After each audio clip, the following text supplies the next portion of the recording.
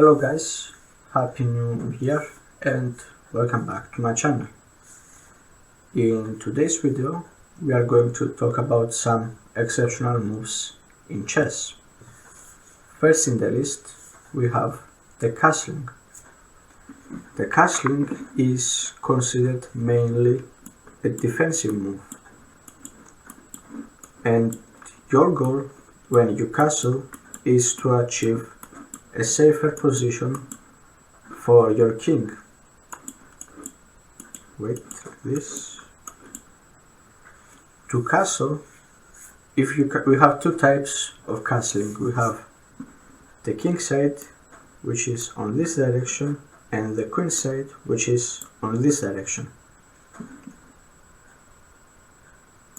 If you castle on the king's side, then these two squares must be empty, and if you castle on the queen side, these three squares must be empty as well. So at the side you are castling, the squares at that side need to be empty. Let's mention that the king side castling is symbolized with two O's, and the queen side castling is symbolized with three O's. Anyway, let's see how the move is done. Castling is done with the king and with the rook. When you castle, your king moves two squares to the right from e1 to g1 square, and your rook moves two squares to the left from h1 to the f1 square, and the final position is like this. The queen side, the king moves two squares to the left from e1 to c1, and your rook moves three squares to the right from a1 to d1, and that's the final position. The queen side castling is considered as an offensive form of castling, because when you castle on the queen side, your rook ends up being on the d file, one of the central files in chess. Anyway, let's take a look now how it's done on the black side. When you castle on the queen side and you are playing as a black, your king moves two squares to the right and your rook moves three squares to the left.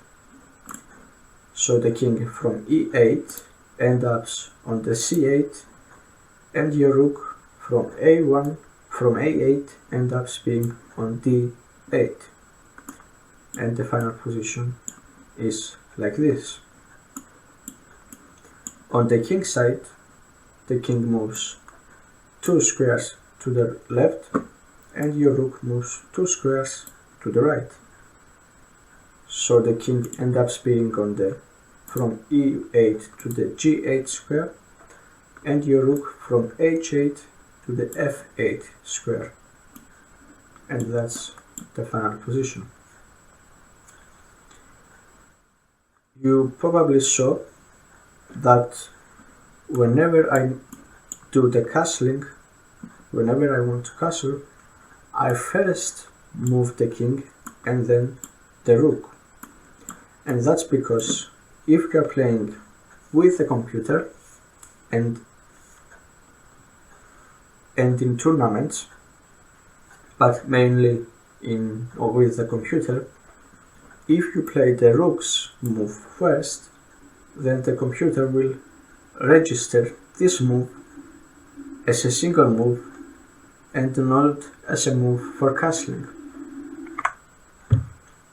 So let's see here, I will play with the computer just for demonstrating the castling move. So I play here.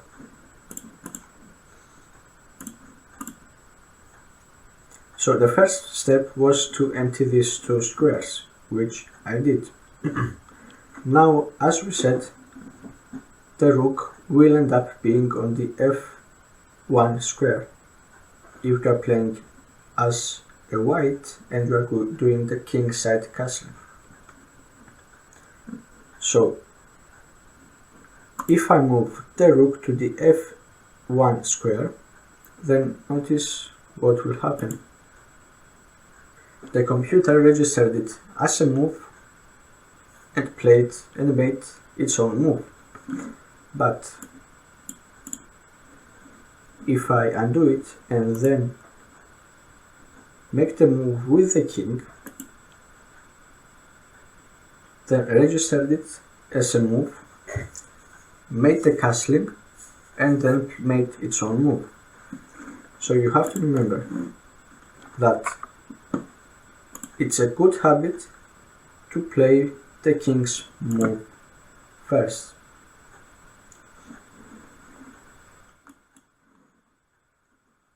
Let's now move on to pinning.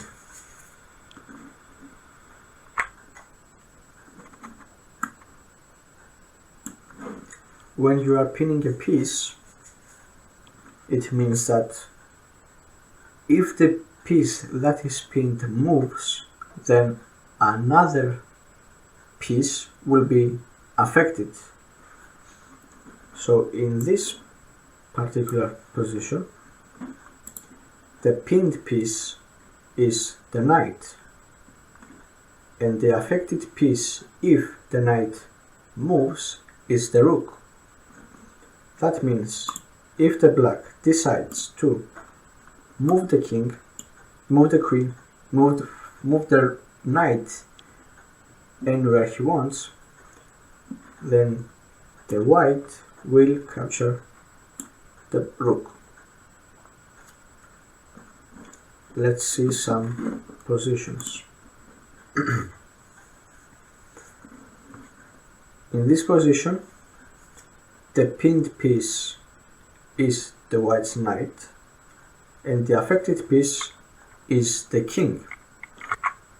That means if the knight moves, which is considered a forbidden move when the king is affected, so that means the knight cannot move.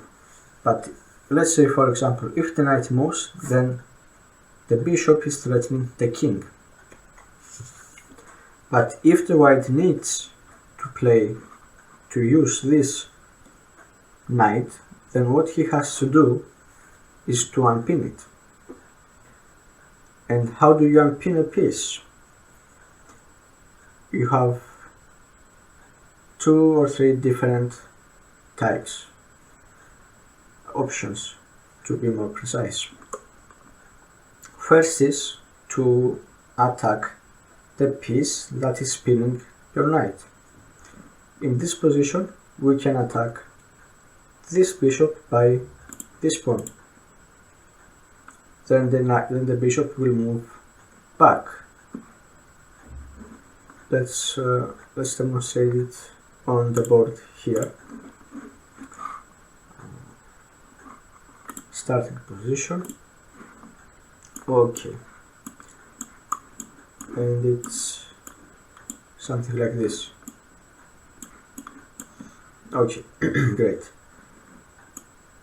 We attack the bishop with this pawn. The bishop can move here, or back here, or capture the knight. If the bishop moves back, then we still cannot use the knight. What we have to do is to move this pawn 2 squares and again attack the bishop. In this position, the bishop will move back, and now in this position, your knight is no longer pinned. But what happens if the bishop decides to capture the knight? If he captures the knight, then you capture back with the pawn.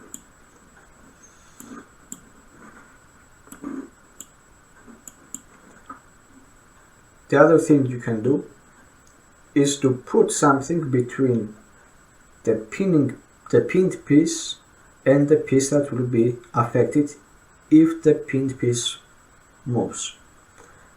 Here you can put the bishop or the queen.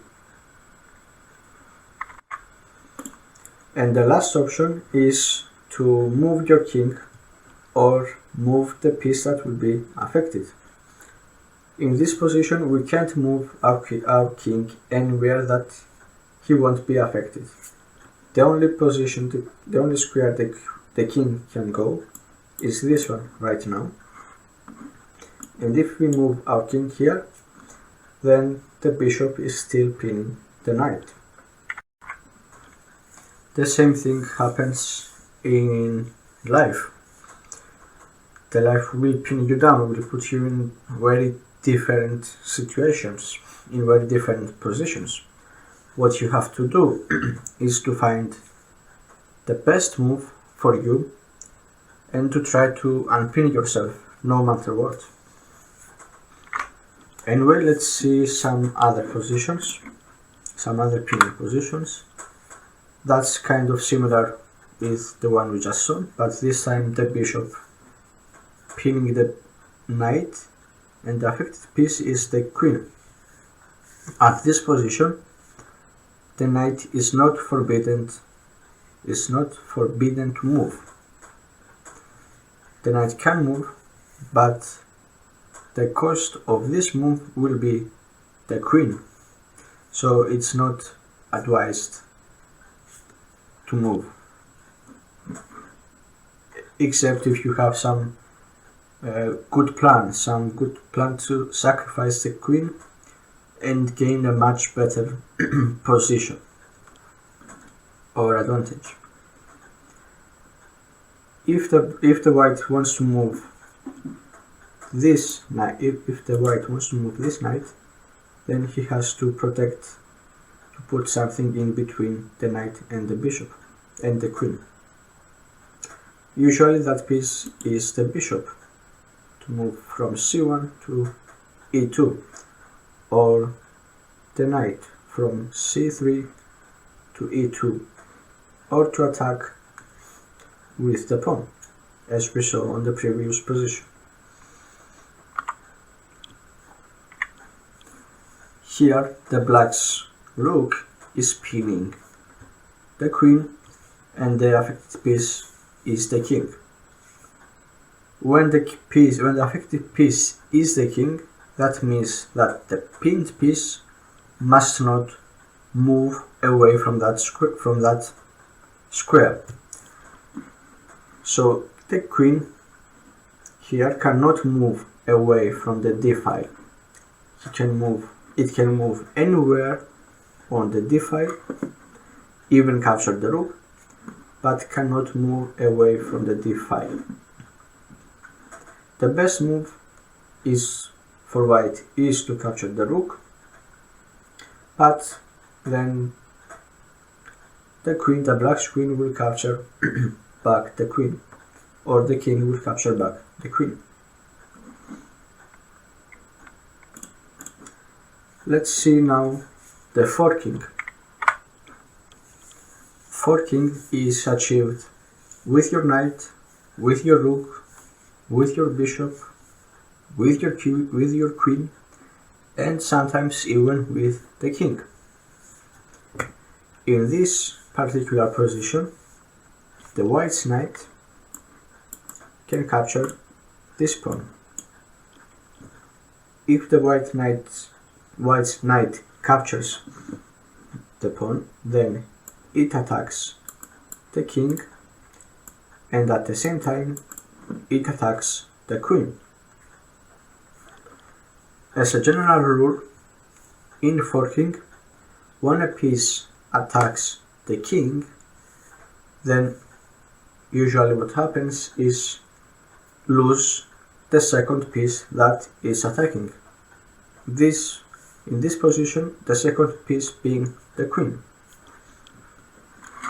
So the black has to move away to counteract the threat from from the knight. That's the only 4 possible squares. This square is controlled by the knight, and when the king moves, the knight captures the queen. Let's see some other positions.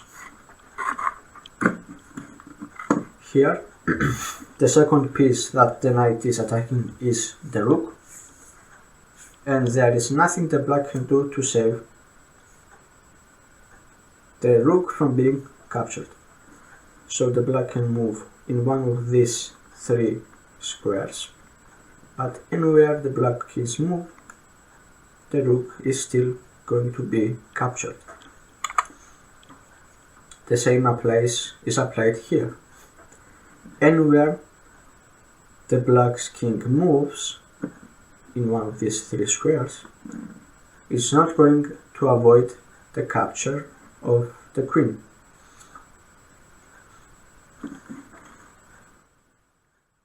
Let's now move on to attack with revelation. Attack with revelation needs 2 pieces to work together. In this time, these 2 pieces that work together are the knight and the queen. Notice that if the knight moves to the e4 square, then the knight is attacking the queen, and the white queen is attacking the king. In this position, there is nothing the black can do to avoid the capture of the queen. What the black can do is move the king here, here, here, or here in one of these 4 squares, or move the queen to the c5 square to protect the king. But the white knight controls that piece, controls that square. So if the black decides to use this move, then the knight captures the queen. Let's see some more positions. In this position, the bishop captures the g7 pawn, forks the king and the rook, but because it's not defended by any other piece, the black's king can capture the g7. The bishop will be there, the black captures the bishop, and the white's rook captures the knight. Another move is another position. Here the black's queen captures the b2 pawn, forks the king and the rook. Because it's not protected, the queen will not be protected by any other piece. The king will be able to capture the queen, and the bishop will capture the rook. Let's now move on to double attack to the king. That's kind of the same position with before, but the queen is missing. The queen at g5 is missing. But if I want to double attack the king, that means that I attack the king with 2 different pieces at the same time. The best move, the only move to achieve that, one of the moves to achieve that is the knight to the e6 square, or the knight capturing the pawn at the a6 square. In both of these positions, either here or here, let's use the one here, the black is being attacked with the queen and the knight simultaneously. So check from the queen and check from the knight. So this time, at these positions, the king, the other player, has to make a move that will avoid being checked, being attacked by both of these two pieces. So he has to find a position where the knight will not be able to attack, and where the queen will not be able to attack. So one square is this one, another one is this, and there is one more here. Let's see some more moves. In this position, the black knight was on the b3 square. It moved to the d2, and the queen and the knight simultaneously attack the king. The white's king, the only move he can make is to move at a1 square, and then the knight will capture the rook. Let's see another one. In this position, the rook was on the e6 square.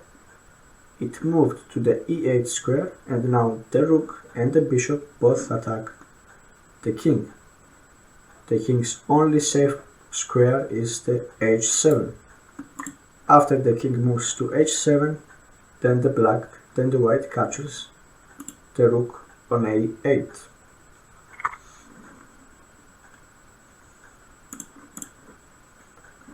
Let's now move on to pawn promoting. In many games, you will see that the players usually promote their pawn to a queen, to a rook, to a bishop, or to a knight. To promote a pawn, you must help it reach the opposite end of the board. And when I say the opposite end, I mean the opposite end. The opposite end for the white is the 8th rank, and where here the pawn ends can become a queen, a knight, a bishop, or a rook. And the opposite end for the black is the 1st rank. So again, anywhere in one of these squares the pawn ends, it can become anything it wants except a king. So in this position, the white moves from h7 to the h8 and decides that the pawn is going to be promoted to a queen, and that's how it happens. Let's see some positions. In this position, the pawn at a7 will move at a8 and will become, for example, a rook if it wants, if the player wants to make it rook. Let's check a game I played. Okay, let's start for the 15th move. I moved my rook from h1 to e1, and now I'm pinning the knight, and the affected piece is the king. So the only thing the black can do is the best move the black can do is to capture my rook, which he did, and then I captured back. And now let's look at the pawn promoting. So here I fork the king and the bishop. The king moves closer to the bishop to protect it. I sacrifice the queen in order to capture that pawn. The black's king moved up. My king moved up as well. The opponent's king moved closer to the pawn in order to capture it. But since I played my pawn here, there is nothing the black can do to simply